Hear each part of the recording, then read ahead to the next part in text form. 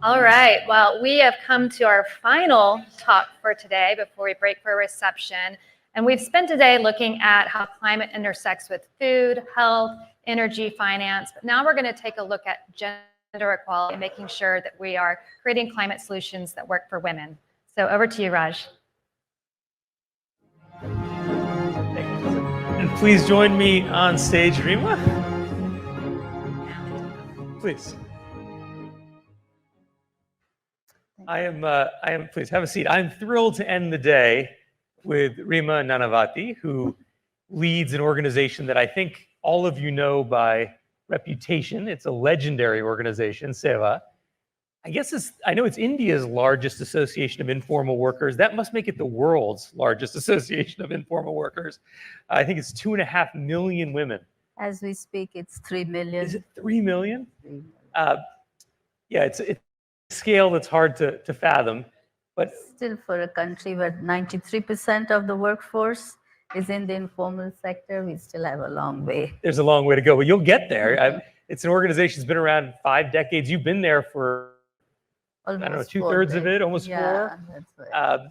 And for those of you who are following along online all over the world, I think some of the conversations we've had today have dealt with policy and finance, as we just heard, but we wanted to end the day in part with you, so we could ground truth a little bit about what we're talking about.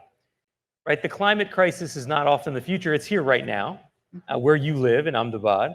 The women you work with every day. Give us a sense for what does the climate crisis mean for them today, right now, as we sit here. First of all, I will speak here on behalf of all those 3 million women workers.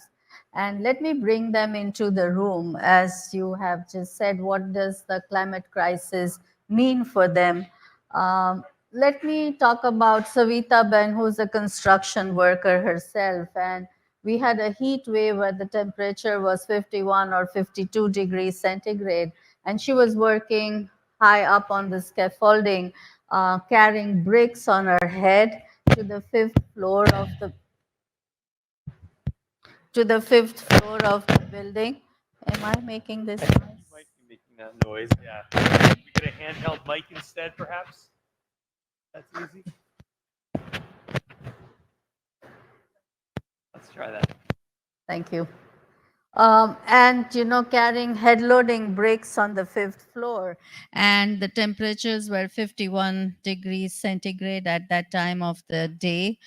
And there was absolutely no water available on the site to keep her dehydrated. There was no hydrated. There was no shade available. And having worked for about 2 or 3 hours, she just fainted and fell down. And she constructs our homes, but who would look after her home? So let me also take you to the salt pan workers who toil for about 8 or 9 months of the year in the desert, producing rock salt. This is the inland salt, not the sea salt. And we again, during the heat wave, the temperatures were 52 degrees centigrade. And one of the salt pan workers said, whether you drink tea or whether you drink water, it's the same, as the water was boiling. And their working hours reduced because after 9:30 in the morning, it's practically impossible to work. So I think this is the reality of the women workers in the informal sector. And one study that we did, where during the heat wave, and then suddenly there was a cyclone and then unseasonal rains, the income of the informal sector workers decreased by about 80%. And their working hours also reduced by 50%. As a result of that, while they were having 3 meals a day, they could only afford to have 1 meal a day, and children had to be pulled out of school.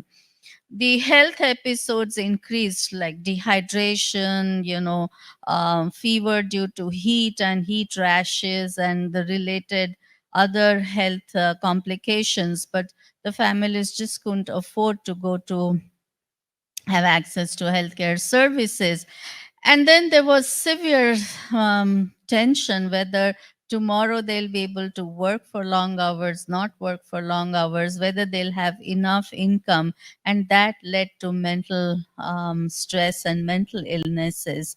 So this is the reality, and therefore an urgency to work on how do you build not just adaptation and mitigation, but how do you build resilience of these workers in the informal sector? So the women who are members of your association, for them, the climate crisis is very much here and now. I'll tell you a story I heard from UP, from northern India, and you tell me if it tracks with some of what you hear.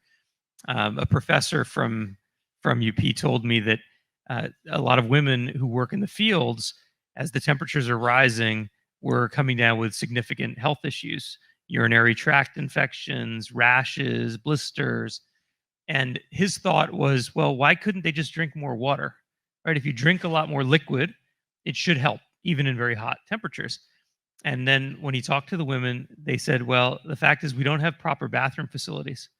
And so, men might be able to go in the field, but it's not safe for us. And so there was a gender dynamic there that maybe wasn't immediately apparent, but that's affecting many, many millions of women who work in the fields. Can you just take us through a little bit how some of these dynamics connect to each other?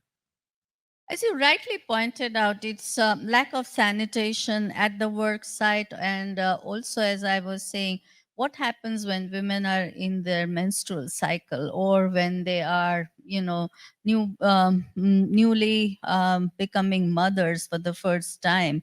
And in such situations, when there's a heat wave or there's an cyclone, and there's no electricity supply for a week or 10 days, there's absolutely no water supply for a week or 10 days. And how would these women, or there were floods and women had to sit on the shelves for at least two to three nights.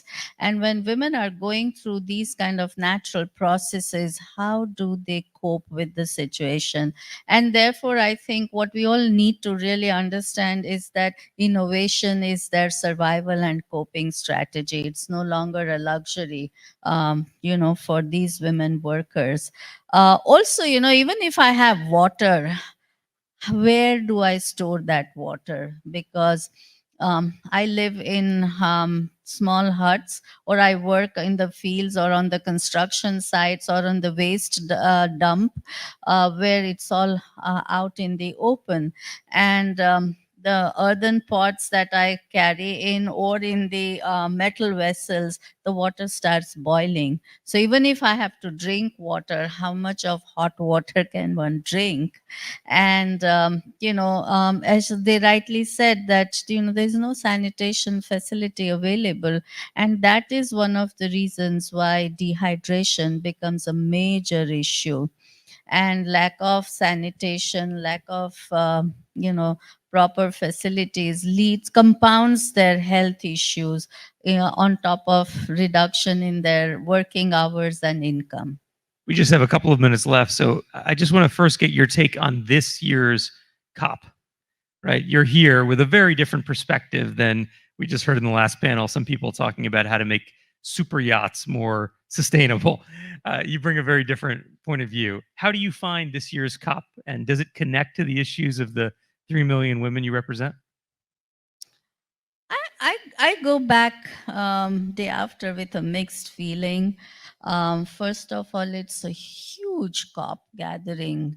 On the one hand, we are talking about 1.5 degrees meeting that target, reduction in the emissions, transitioning, but 100,000 people flying from all over the world.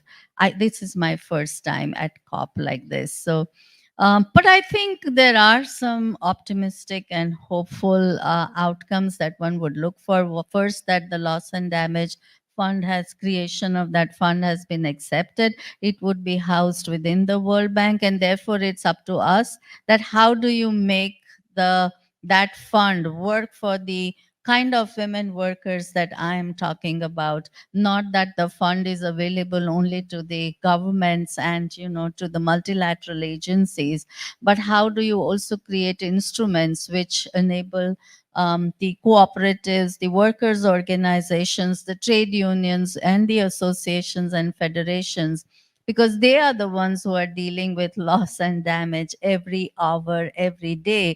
As we speak here today, I was just assessing in the last 9 months, we had 6 climate shocks that these women have really been, facing.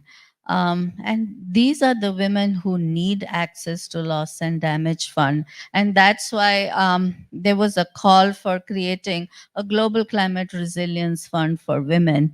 This could be a blended pool of finance which is available to these tiny micro enterprises, to the trade unions, to the women's organizations, to build resilience of these workers. Time for adaptation and mitigation is gone. All you need is how do you build resilience of these poor women workers? That's an important point to underline. That time is gone. Our time is also up, but I want to ask you one final thought. I know of SEVA. I mean, everybody in global development knows SEVA as a development organization, as an anti-poverty organization. And it seems like now you're a climate organization too. Is that fair? Is that the way you think of yourself? And is that emblematic of kind of where we're all going? Definitely. If SEVA completed 50 years of organizing, and as we were talking to our founder, Ila Bhatt, that, how do we celebrate? And she said the real celebration would be if SEVA is able to celebrate 100 years. And in order to celebrate 100 years, one has to equip to work on how do you build resilience of your women workers towards this climate crisis. And that's why we've launched a whole campaign. We call it as building cleaner skies, as we feel that, and not we feel, but we believe that access to a clean and healthy environment is a fundamental right of every worker, male and female worker in the informal sector. And that's why, climate action has become a priority for SEVA as well. Well, please join me in thanking Reema Nanavaty. Such an honor to have you here on the Devex stage. Thank you. I would just like to convey a message on behalf of my sisters that we shall overcome, we shall overcome, we shall overcome someday. Oh, deep in our hearts, we do believe we shall overcome someday. Thank you so much. Thank you so much. Thank you. Thank you.